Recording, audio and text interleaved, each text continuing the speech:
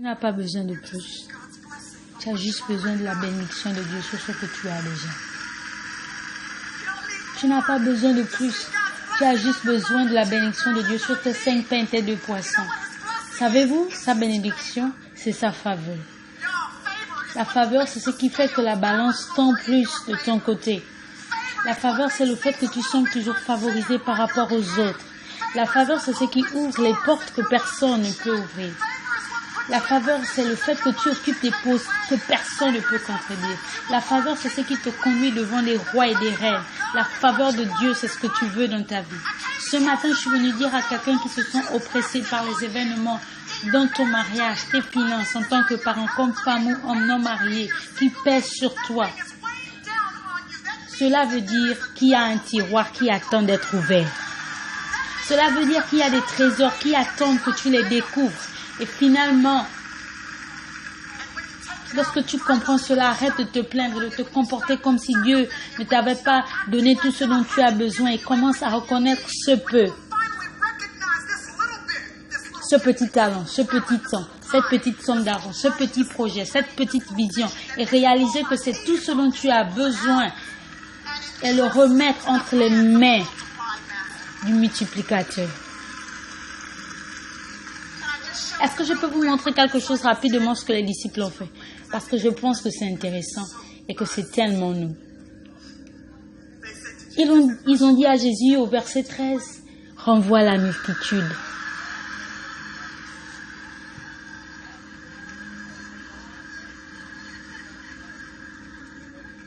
Et ça, c'est vraiment nous. Regardez, nous ne le disons pas seulement, nous prions comme cela.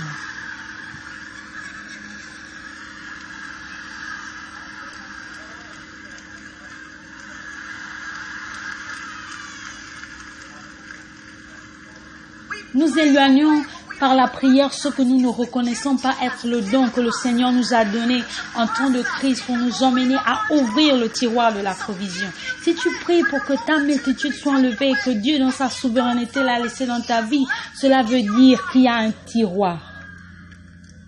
Le tiroir de la provision. Arrête une seconde et commence à chercher ce tiroir. S'il y a une multitude, ça veut dire qu'il y a des morceaux de pain et du poisson quelque part dans ta vie que tu dois remettre entre les mains de Dieu. Est-ce que vous réalisez qu'au verset 11, il souhaite renvoyer ce que Jésus souhaite garder au verset 12? Jésus a gardé ce qu'il souhaite renvoyer. Les disciples ont dit à Jésus qu'on ferait mieux de renvoyer la foule, sans savoir qu'un miracle était sur le point de se produire. Tout le monde veut voir la mer rouge se diviser en deux, mais personne ne veut être celui qui va se retrouver devant la mer rouge. Tout le monde veut voir les murs de Jéricho s'effondrer, mais personne ne veut être cette personne qui va devoir marcher autour de ces murs par obéissance à Dieu, de lui faire confiance, de pousser des cris de joie pour que les briques commencent à sauter. S'il y a une multitude, cela veut dire qu'il y a un miracle. Les disciples proposent à Jésus de renvoyer la foule et Jésus dit non.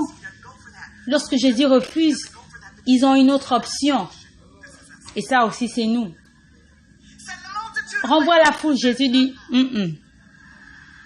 Et ils disent à Jésus, alors envoie-nous alors.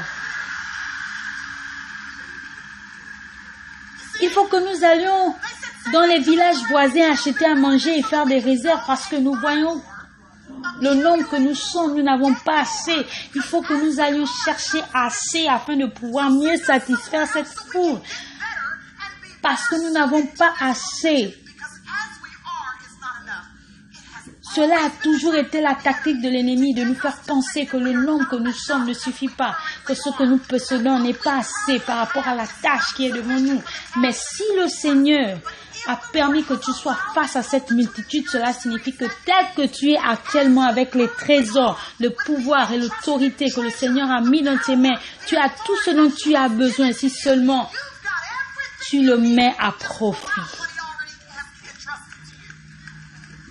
En effet, dans Marc 6, il est dit que Jésus a posé la question aux disciples. Qu'est-ce que vous avez alors? Il leur a posé cette question. Qu'est-ce que vous avez? Il ne leur a même pas donné l'opportunité de répondre. Il continue en disant, Alors cherchez. Il a dit ça comme cela. Cherchez avec cette expression de visage. Il a dit comme vous le direz à vos enfants si la semaine après la Noël, ils venaient vous dire « Maman, je m'ennuie ». Vous leur direz « Qu'est-ce que tu as ?»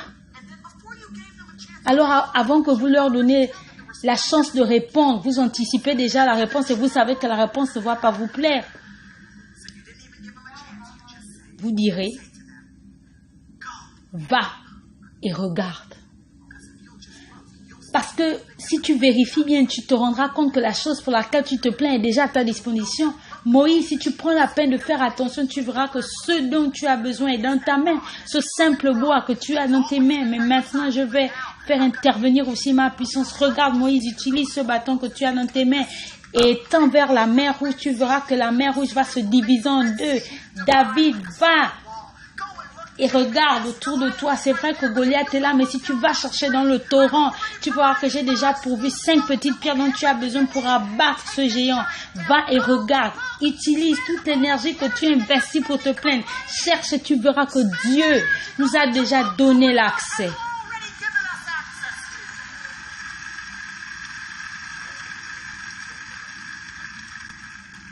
Alors les disciples ont rassemblé le peu qu'ils avaient trouvé et ont dit à Jésus, ok, voilà ce qu'on a pu réunir.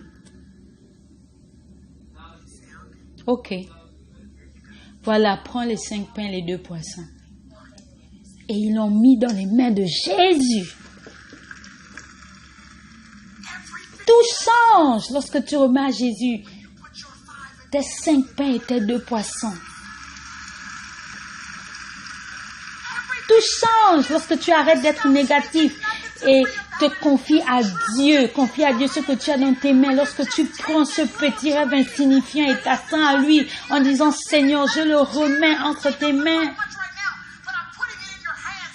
Ce que j'aime avec notre Dieu, comme il est dit au verset 16, il prie ce don insignifiant. Il n'a pas dit « Revenez lorsque vous aurez un peu plus ». Non, le Dieu Saint Tout-Puissant, un Dieu qui n'a pas besoin de nous, de ce que nous avons pour opérer un miracle. Lorsque les disciples ont remis ce qu'ils avaient dans ses mains, il a reçu le béni.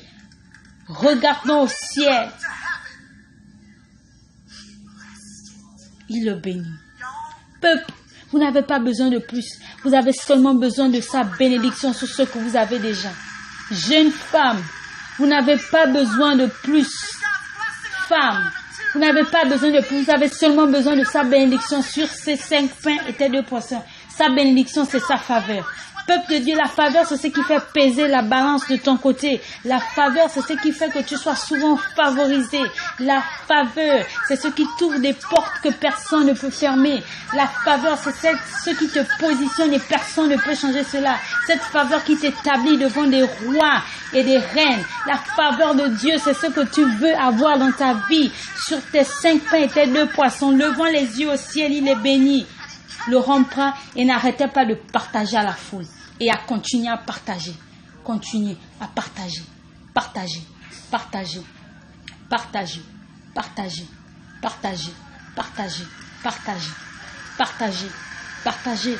Partager. Partager. Partager. Il a continué à partager.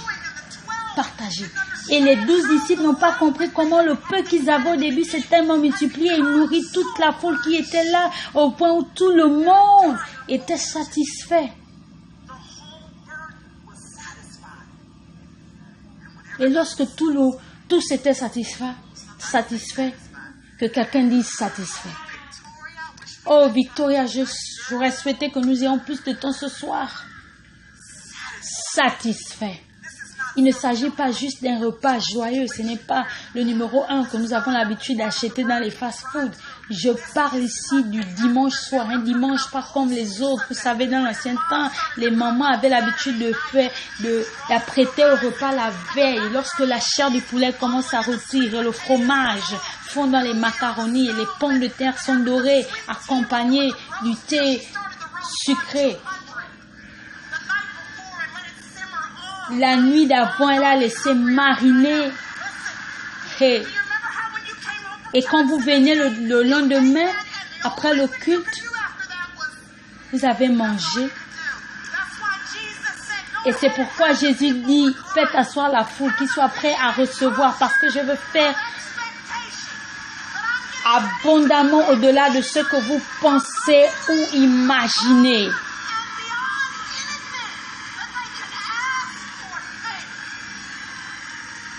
Jeudi satisfait. Un dimanche après le culte satisfait. Ils étaient tellement satisfaits. Ne vous asseyez pas, restez comme ça. Ils étaient tellement satisfaits. Vous savez comment on sait comment le repas était bon? Il y avait des restes. Les disciples ont commencé à ramasser les restes. Et devinez quoi? Ils ont pu remplir 12 paniers avec les restes. Chaque panier pour chacun des disciples.